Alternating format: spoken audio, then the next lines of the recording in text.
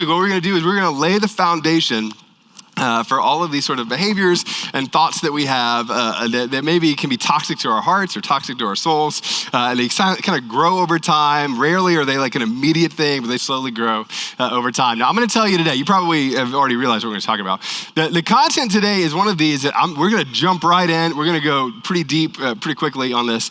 But I'll tell you, if you're here, as soon as I say the word that we're going to be talking about, most people will immediately sort of check out and go, that's not something that I struggle with consistently.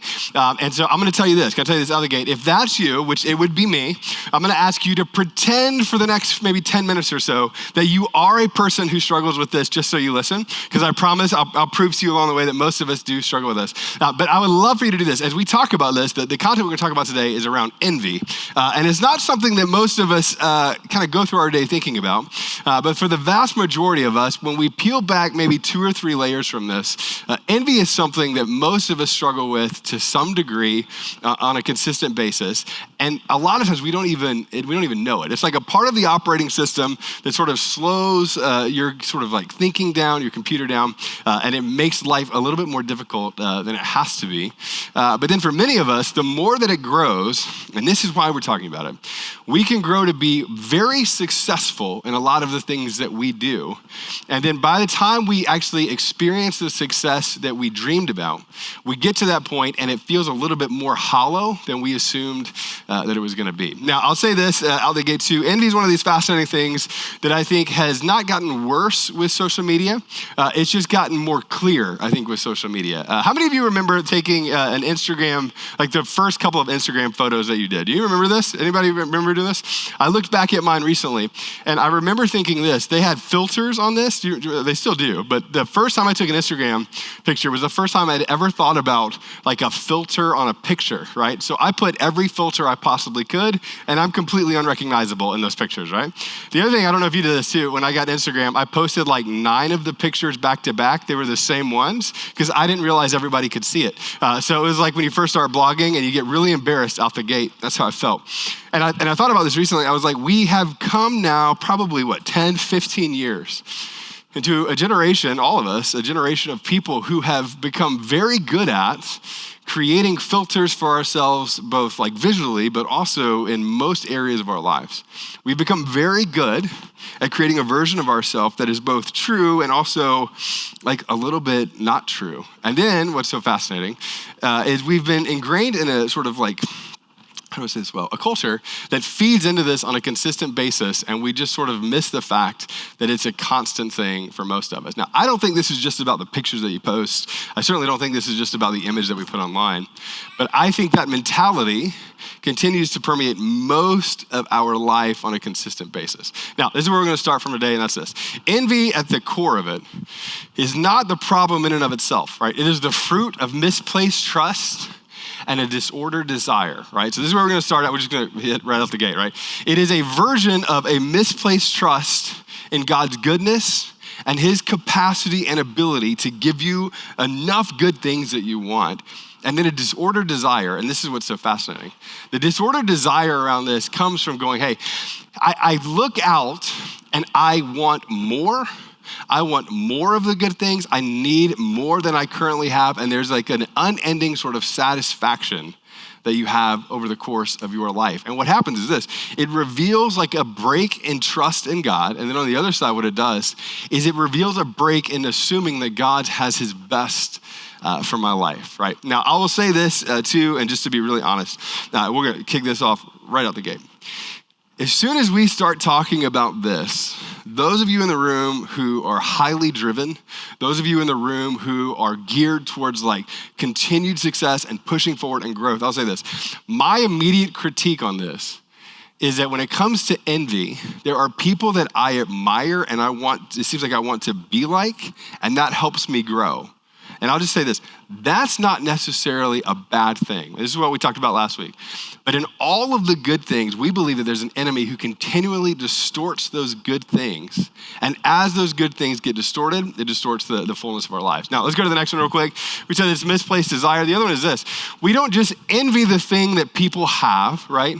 We envy what the thing represents. And this is true for most of us, right? When you look out and you see whatever that thing is that you want or desire that you don't have, you don't necessarily envy the thing. By and large, most of us envy what it represents. So I'm going to put up a ton of words. I want you first, I'm going to walk through them. I want you to read through these words and see which ones stand out to you. The thing that it represents often for some of us is security, right? You don't just envy whatever the thing is that the other person has. You envy the security that number in the bank account seems to like represent in your heart and your life, right?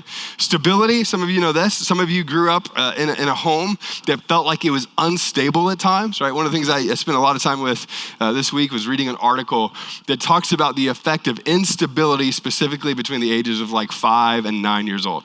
And if you come through that, if it was an unstable household, it is very difficult to unattach or detach that label from your life later on. We just hide it. So you know this, that what happens is you have a deep desire for security. You don't like just, you don't envy the thing that the people have. You envy the stability that it seems like it comes with. The other one is success. And I'll say this, when you look at this, if you feel like you're unsuccessful, which is most successful people at some point, you're not just envying the position they have on the corporate ladder. You envy what the success seems like with their life and the significance that comes with it. Influence, we go through all these. Influence, belonging, independence is a big one. I took all these personality tests over the years. Independence is one of my biggest ones. I want to feel like I'm independent, even if I'm not independent. And I'll look at other people and I'm like, if I could just get to that role, I remember thinking this in my 20s.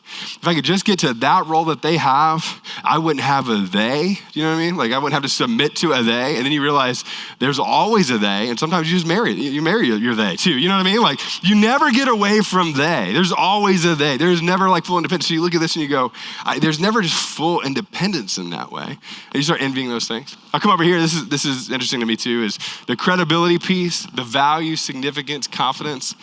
And then the other one is this, and again, people don't talk about this one as much. The one that I think gets a lot of us is we just wish that we had the contentment in general that other people seem to project. You ever been around somebody who didn't seem like they needed anything and you just wanted to smack them? You know what I'm talking about?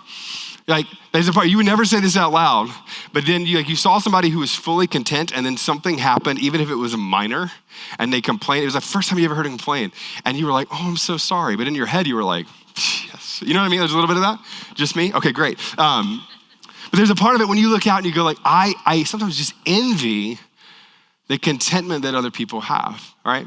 The other thing I would say around this is that envy ultimately is not simply about their life. It's about what I think about what their life says about mine. There's been all these studies around this that are so fascinating.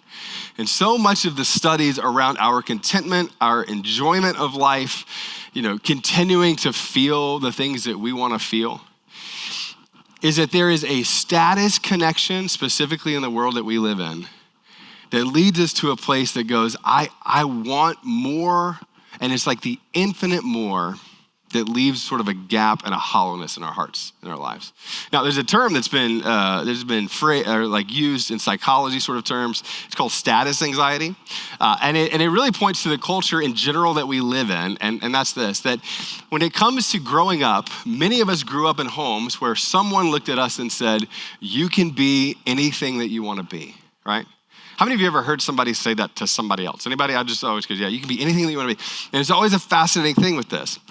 It's not that it's not even not true. I mean, there are people that have all of these gifts, but the other side of this is what it does subconsciously for a lot of people is it creates this idea that anything that feels like ordinary is also feeling like failure. And so they've done all of these like demographic studies around this with people who specifically were brought up thinking that they could be anything. And over the course of their life, what they found is that people who were given that script early on in life often felt like a failure earlier and felt like a failure longer and experienced more and more and more discontentment when it comes to their life. And the reason is this, that if you at all feel ordinary, it feels like failure. And then you are always required, and don't miss this, become more and more exceptional. Now, the problem with more and more exceptional is this. There's always somebody that's a little bit better than you, right? Now, let me say it more clearly. I'm a huge Braves fan. I don't know if you guys knew that. Braves are winning over the Indians. We'll talk about that later. Anyway, it was a great weekend. And one of my favorite players growing up was a guy named Chipper Jones. And he's a phenomenal baseball player. He's in the Hall of Fame, has the best average, I believe, for any switch hitter. I think he's the only switch hitter that's hit 300 on both sides of the plate. I could be wrong. Fact check me on that. I think you're probably doing it right now. Go ahead and do that, Travis. That's great. I would too.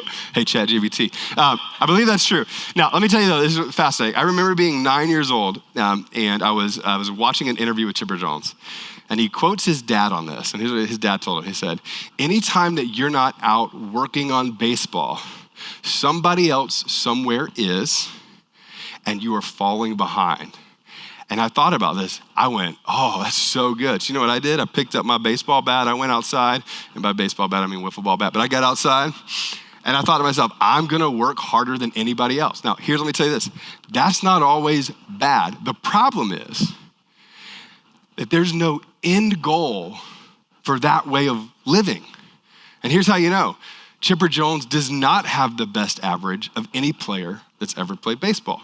He does not have the most home runs, right, Chipper? I mean, I love you. I got a number 10 jersey in my house. But I'm just saying, he doesn't. There is no end goal to an infinite pursuit of exceptional, right? Now, the other side of this, and we'll talk about this briefly, there's another study that talks about, it's called, I feel like I always say it a little bit wrong, but it's mimetic desire, and here's what this means.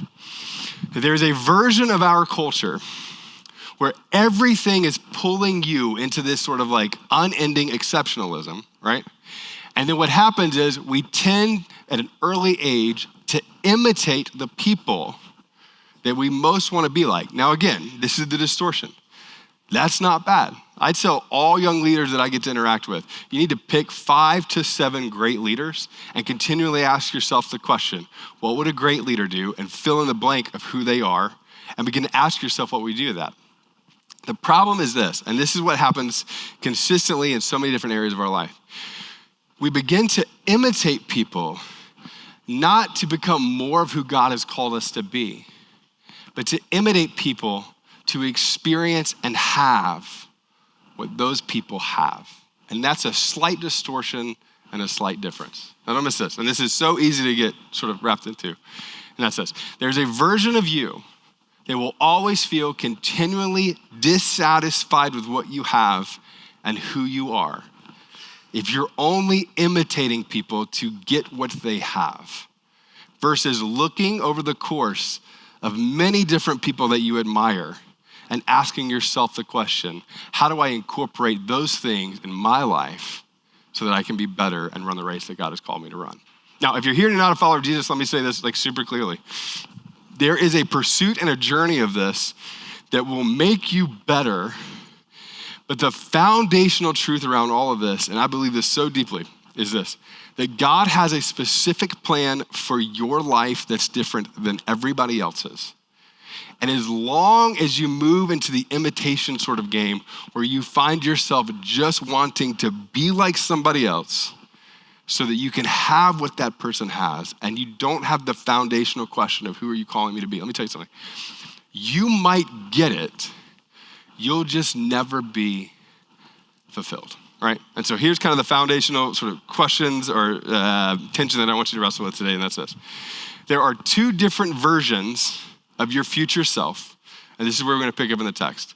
There's one version of you, and we'll put it up here. There's one version of you that would say like you are free, meaning you are unbound by envy to become who exactly God has called you to be in your life. And then there's another version of you that I believe would be enslaved to an endless pursuit of something that's never going to fully and finally satisfy you. So we're gonna look at 2 different passages today. Honestly, these passages are fun for me, in part because the English language doesn't quite give it exactly what it looks like. And so there's a few words around this that make it really vivid, and I love when the text gets this vivid. The first one is in Proverbs. Both of these would have been attributed to King Solomon. The first one is this.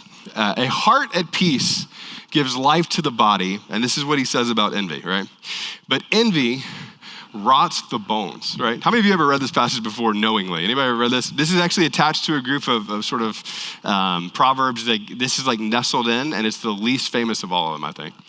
What's fascinating about this is he's giving like this really how do I say this well? The picture for the reader or the listener to this would have not been just rotting.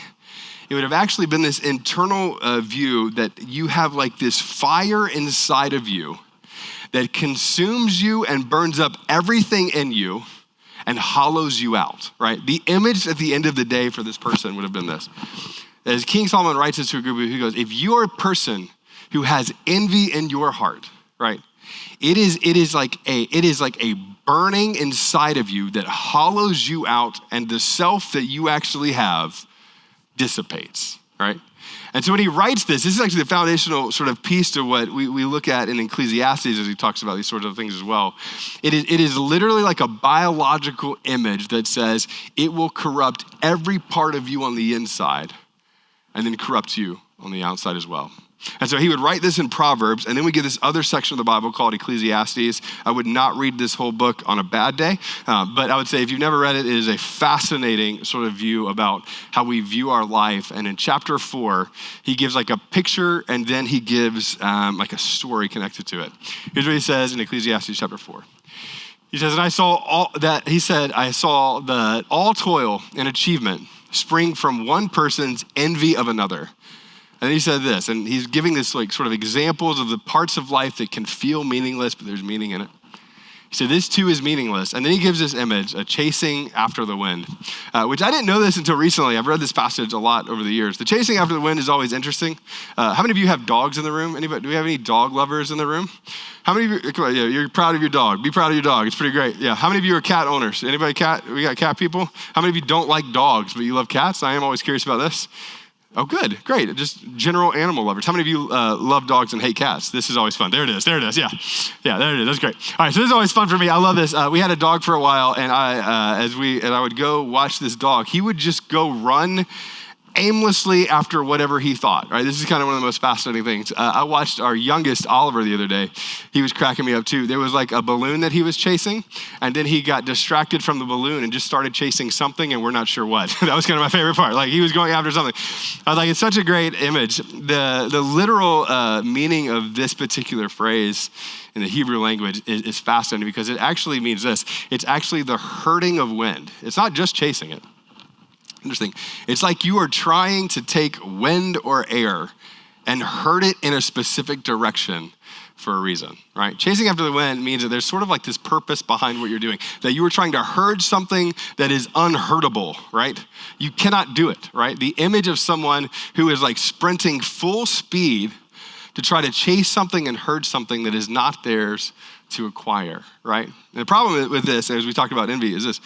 This is where this unending sort of pursuit will lead you. That no matter how much you reach for it, no matter how much you grasp it, there is no end to that pursuit. And then what he does is he gives this image of a person who is chasing after the wind. And then he gives the complete contrast to this idea. He says this in verse 5. He says, so fools who, sort of the assumption is, who have acknowledged that they can't have all that they want. So fools, what they do is they fold their hands and they ruin themselves, right? And so this is the fascinating part, is when you realize that you are not making the progress or moving in the direction that you thought that you would eventually attain the thing.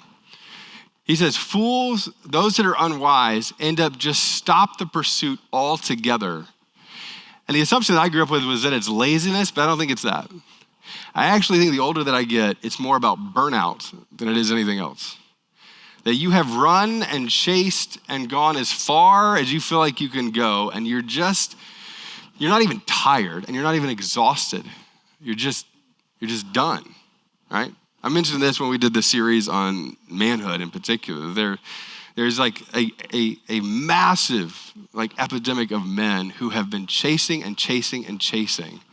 And then all of a sudden they get to a point often in their lives where it's like they still continue to do the things that they were doing, but hollowed out.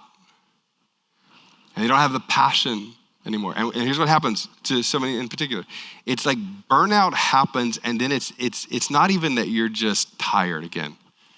You just find yourself done. There's like the blank stare sort of thing that often happens in those moments. You're just done. Now, the flip side of this, and I'll be really honest with you, when I would read this passage early on, I'd go, I don't understand that because I don't know how to necessarily stop. The drive that you have is good, but here's the thing, and I wish I could convince every person of this.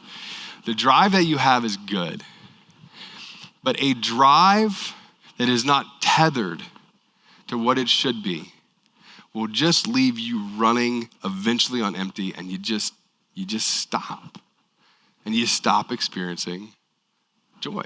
And so he gives these like contrasts. He's like, the people who chase after the wind in an unhealthy way, and the people who just feel like they're done, and the fool who just goes, I'm now just done, and you just stop.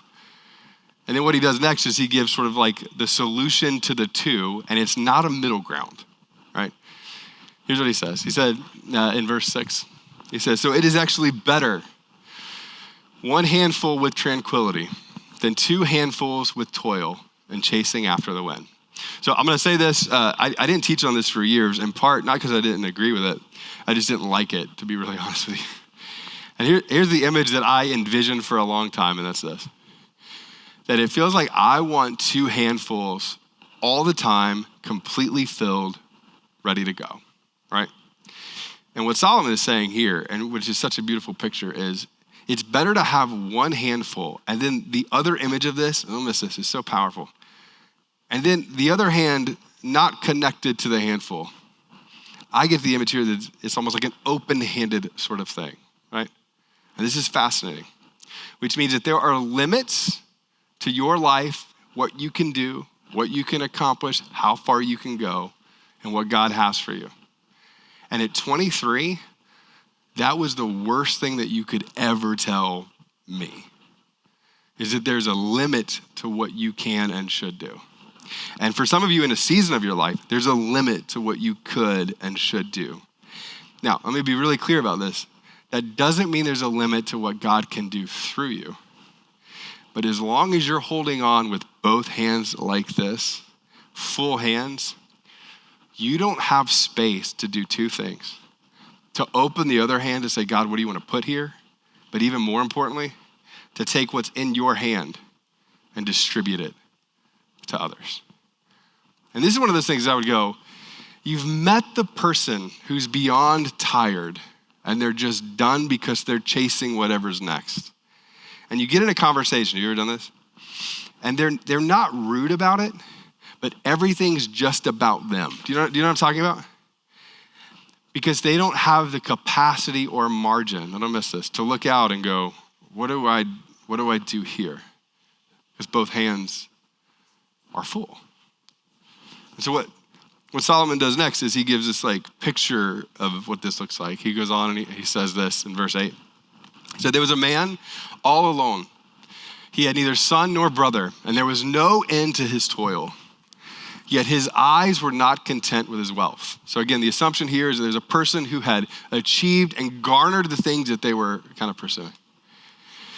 And then one day it seems like he asked, for whom am I toiling? And why am I depriving myself of enjoyment? This too is meaningless. And I love this. A miserable business. Right? I got to meet somebody who is wildly successful. They were in their late 80s when I got to meet with them. And extremely successful. And I love to ask people this that are much older than me. I'll say, what are the things that you did really, really well? What are the things that you wish that you would do different? And I'll tell them what my age is a lot of times. Like, if you were going to go back and rewind, tell me what you wish somebody had told you. And as I was talking to him, he didn't say it this clearly, but you could tell, like, as he talked about it, it almost feels cliche to say, like, I wish I'd have done family a little bit different, or I wish I'd have done these sort of things. But what he talked about on the other side of it was his energy management throughout his life. And I thought it was so fascinating. And he actually got emotional about it. He's like, I wish that I would have managed my energy. And this is what he said. Not because I didn't want to like achieve or go further, but I would have managed my energy so that I would have enjoyed the fullness of the journey along the way. And some of you in the room, I would say this. This isn't all of you, but this is some of you. Some of you have assumed at some point in your life that what it takes for you to be successful, is for you to give all of yourself to this thing, and that's all that there is. And you look at other people, and come on, you know this.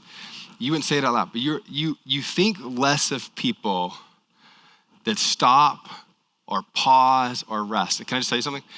That doesn't mean that you should, not work the hours that you're working. Some people should, I have a friend, I don't know if he's here, I don't want to embarrass him. He worked during COVID in the ICU units, right out of college, right? And as he was doing it, I got to ask him this question. I was like, tell me about what that experience was. He's like, I was working like 60, 70, 80 hours a week, and the hardest work I think that you could do, in that season. And you know what? No one would look at him and go, I wish you'd have just worked 35 and taken a sabbatical in the middle of it. You know what I'm saying? Like, nobody's doing that. You look at that, like, that is important work, you do the work. Like, I look around, there's military friends that I have. I look at this, nobody's looking at them going, if you could just take a breather for a second while you're out there. You know what I mean? If you could just, take a month off, like, no, it's not that. But look at me. It's looking at it and going, what is required of you by God to do what he has called you to do? And if you are doing more than he has called you to do in your own strength, that's called striving. That will wear you out, especially if the root of it is because you wish that you were someone else or doing what they did. There's a word that I hate. Just don't tell anybody else to say this. And it's the word enough. Because there's just not enough for me. And there's not enough effort for me. But I'll tell you this is one of the best lessons I think you could learn is to go, I have done enough for today. I have done enough of what God has called me to do today. This is fun. I have enough, right? Some of you have kids. This is always fun. I like to read articles. I read an article this week, and they're like, when your kids are happy, don't try to make them more and more happy. Like, once you get them good, it's good. Like, don't touch it. You know what I mean? Like, let it be. This is so fascinating. When you look around your kids, you go, your kids have enough, right? I took Henry on a trip this weekend. We saw the Braves beat the Guardians. I'll just say that one more time. And, yeah, that's enough. That's enough. I love it. It was Dollar Dog Night, though. Do you know what I'm talking about? Yeah, you know exactly where this is going. Listen, 2 hot dogs is great. No, that's not true. It's not great, but it's great. You know what I'm saying? Like, 3 hot dogs is always a mistake. But when it's $1 or dime a dog night, you know what I'm talking about? Like dime a dog night, I always laugh about it. I go to the Clippers one for that. I'm like, number one, that's like 20,000 hot dogs. There's no way those are all healthy. You know what I mean? Like there's a coli somewhere in that batch, But I looked at it, and he had 2. And then he goes, can I have another one? And I looked at him, and I just kind of gave him a look, and he's like, nah, that's probably enough, isn't it? I was like, yeah, it's enough. It's enough. Yeah. We're content in every way possible with 2, And I just tell you, like some of you, this is one of the words that you just need to embrace. It's enough. Some of you are afraid of being perceived as lazy because you didn't do more. That can be wired like this. For who? You think they're thinking about you at 9:30 going, I just feel like they didn't work hard enough? No, they're thinking about severance. That's what they're thinking about. You know what I mean? Like they're not thinking about you. Who? Some of you are trying to please somebody that you don't need to please. Who? You ready? At the end of every one of your life, and at the end of my life, I'll just tell you, Emily's not going to go, I wish you'd have just done more. None of my kids are going to go, I wish you'd have done more. You're going to get to, again, however this happens, I believe this happened in some way, where you sit at the feet of Jesus one day, and he looks at you, and he doesn't look at you going, I wish you'd have just done more. We get an image of this in Scripture. You know what it is? Well done, my good and faithful worker. Hard worker. I'm so glad. No. Well done, my good and faithful servant. I'll tell you, whatever drives that unending envy in you, I wish you could just squash it. Let's put up the next slide if we can. Um, I have these three questions that I want you to sort of think about. And we'll wrap up here in a second. The questions around this first one is this. Who do I wish that I was? And get really honest about it. Like, who do you actually wish that you were? Gonna be really blunt? Like, I used to pretend I didn't have an answer to this question. And then I realized what his name was. And I wrote it down one day. And when I wrote that down, and I was like, this is actually what I've been pursuing for the last decade, it was incredibly freeing. Who do I wish that I was? I was like, what do I wish that I had? We joked about this earlier, and all of those answers were good. And my gut says if you peel back the layers, there's probably something in there that's probably true about you, right? What do I wish that I had? And what do I wish was different about me? And this is the tough one if you're going to be really honest about your identity. Like, what do I wish was different about me? This one, I would say, when I did these questions, the last question, I came up with the surface level answers. And then I came back and I did it the next day and I gave like the really blunt, honest ones. And I'll just tell you, that is gut-wrenching and wildly helpful to know how you wish that God would have not made a mistake in his making of you. What do you wish was different about you? Second thing I wish you would do and really focus in on is this. You gotta like limit envy's fuel. I will never have never been, I'm not gonna be the guy that says, delete all your social media. Number one, because it's helpful for me. Like I use social media. But you also know when you are doom scrolling, jealousy scrolling, better than scrolling, whatever version of that thing is that creates the envy in you. The other one is this. You also know who you need to stop following or mute, not because they're doing something wrong, but because of what it creates in you. I unfollow people all the time just because I'm jealous. Don't tell them I said it, but come on, I do that all the time, right? You need to limit envy's fuel. The third one is this, and this is going to feel overly simplistic, and we'll talk about this for a second. You need to practice gratitude. I actually think this is a practice for most of us. I don't think this is something that comes natural for most of us. What I wish that you would do is for 2 minutes a day, 5 minutes a day, 10 minutes a day, I wish that you would actually write down the things that you're grateful for. About a year and a half ago, I was struggling a lot with just feeling content. And in like a time of prayer, I really felt like God was saying, like, I want you to like focus on what you're grateful for. And can I be really honest? I would like write down the list or I'd speak them out in like my notes app. The first few days were like 4 or 5 things. And they all involved Chick-fil-A. I'm kidding. But they were like all these things of like super simple, superficial things. Can I just tell you something? This would be so great for you. As you go through a week of this, 2 weeks, a month of this, it's wild how those lists will just grow and grow because you will see it differently. We'll give you the best example of this. My friend Caitlin Barber. I don't know where she's at. She's pretty today. She's around here. Yeah, she is. We were talking about this. I got a group of people that are helping me think through illustrations and some content and stuff. And she brought this to the table. I want you to watch this video. It gives a perfect example of this and see if you can find the thing that they're looking for. Watch this real quick. How many passes does the team in white make? Go!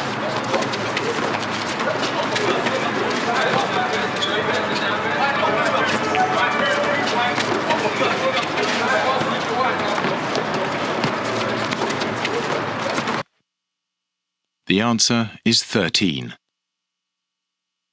But did you see the moonwalking bear?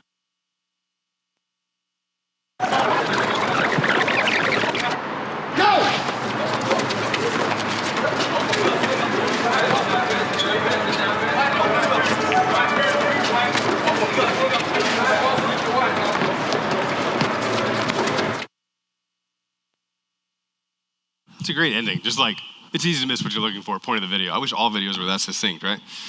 A lot of you have seen this video like 1,000 times. This is what you know is this. I watched this. I saw it early on.